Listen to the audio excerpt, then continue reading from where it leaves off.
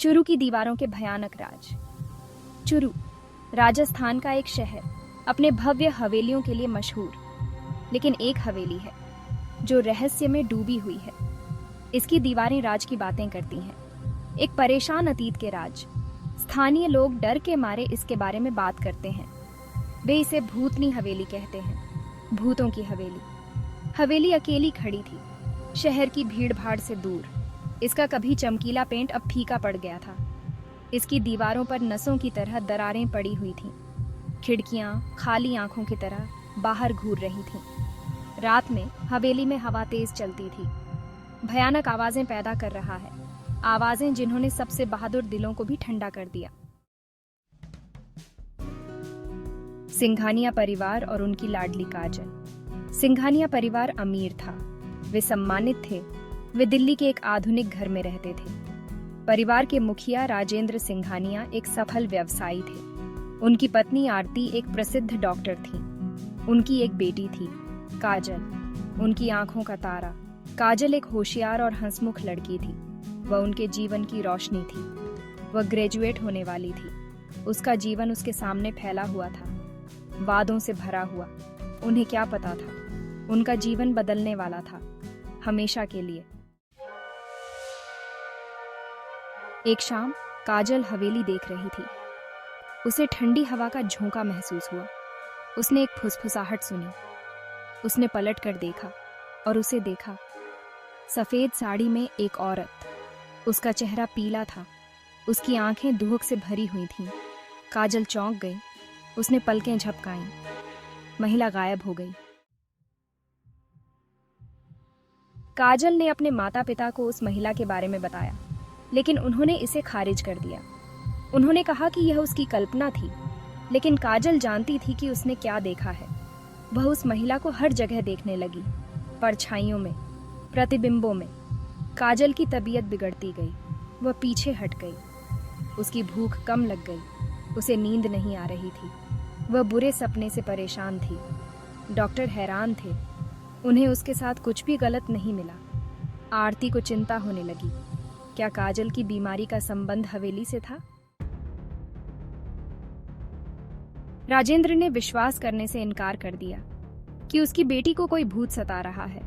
उसने पुरानी हवेली को दोषी ठहराया, इसकी पुरानी हवा। उसने तुरंत चुरू छोड़ने का फैसला किया, लेकिन आरती को यकीन नहीं हुआ।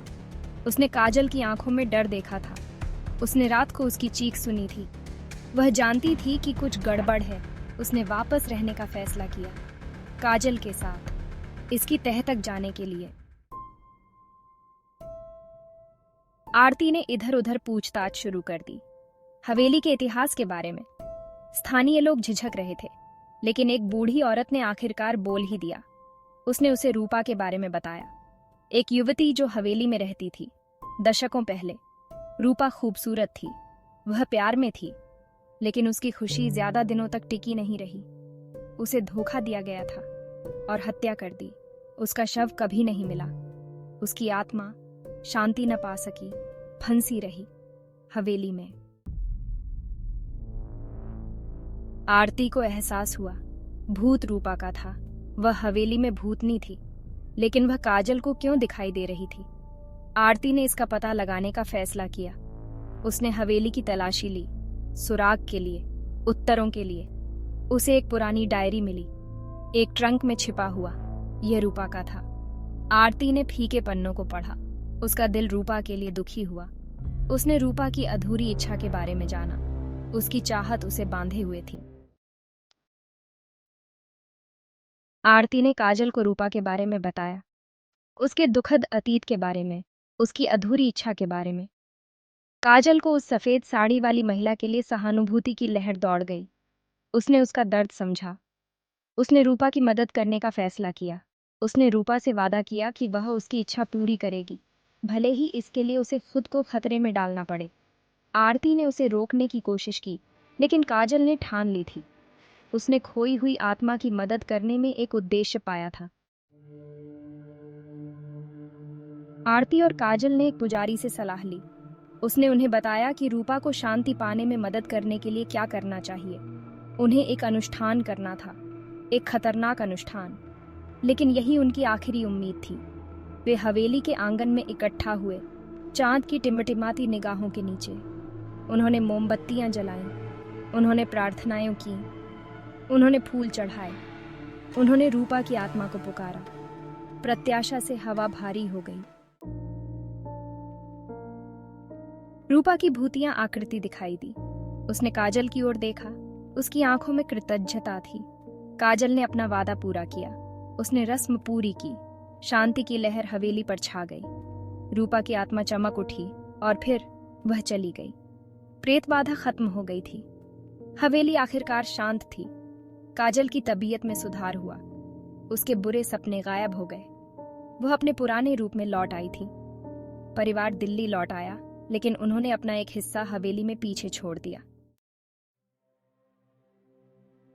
चुरू की हवेली आज भी वहीं खड़ी है, खामोश, लेकिन खतरनाक नहीं। फुसफुसाहट बंद हो गई है। परछाइयां अब डर नहीं रखती। रूपा की कहानी प्यार, विश्वासघात और मानवीय भावना की स्थायी शक्ति की याद दिलाती है, यहां तक कि मृत्यु में भी। कुछ लोग कहते हैं, अगर आप ध्यान से सुने तो एक शांत रात में आप एक फीकी फुसफुसाहट सुन सकते हैं। अंत में शांति पा चुकी आत्मा से कृतज्ञता की फुसफुसाहट।